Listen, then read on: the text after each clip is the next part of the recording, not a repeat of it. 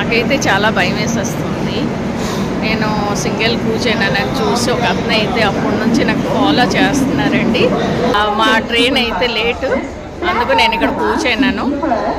ఒక అతను చూస్తున్నాను, అప్పటి నుంచి నాకు ఫాలో చేస్తున్నారు.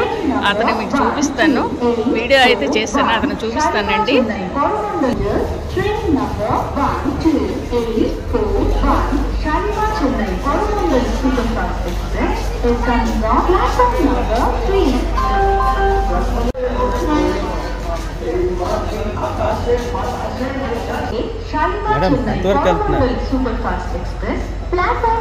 మీకు ఎందుకండి